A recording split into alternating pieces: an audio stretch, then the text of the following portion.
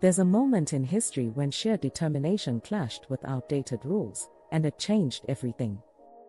In 1967, during the Boston Marathon, a young woman named Kathrine Switzer made a bold decision that would rewrite the story of women in sports forever. But what happened when race organizers tried to physically stop her from running? Stay with us to uncover this dramatic and inspiring story that proves one person's courage can break barriers. Before we dive in, make sure to subscribe to this channel for more stories that remind us of the power of human resilience. In the 1960s, marathon running was considered a man's domain. Women were believed to be too fragile for long-distance running, and rules outright banned them from competing in major events like the Boston Marathon. But Kathrine Switzer wasn't willing to accept these limits. At just 20 years old, she trained relentlessly and registered for the marathon using her initials, KD Switzer, to avoid drawing attention to her gender. The morning of April 19, 1967, Kathrine started the race, blending in among the thousands of male runners. But just a few miles into the marathon, something shocking happened. The race director, Jock Semple, spotted her. Outraged that a woman was running the race, he stormed onto the course, grabbed Kathrine, and tried to physically tear her bib off. He shouted at her to get off the course, determined to stop her from finishing.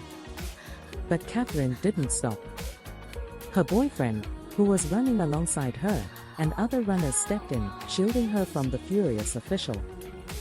That moment, captured in a now famous photograph, became a symbol of resistance and change.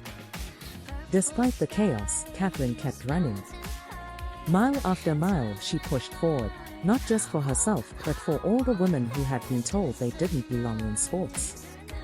She finished the race in 4 hours and 20 minutes, making history as the first woman to officially complete the Boston Marathon.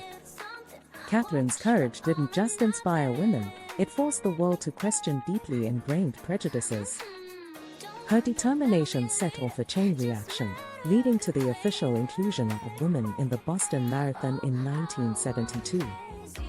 Think about what Kathrine's moment on that marathon course represents.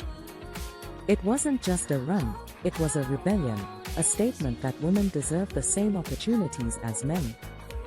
Her story reminds us that change doesn't come easily, but it starts with individuals brave enough to take the first step. What do you think about Kathrine's story?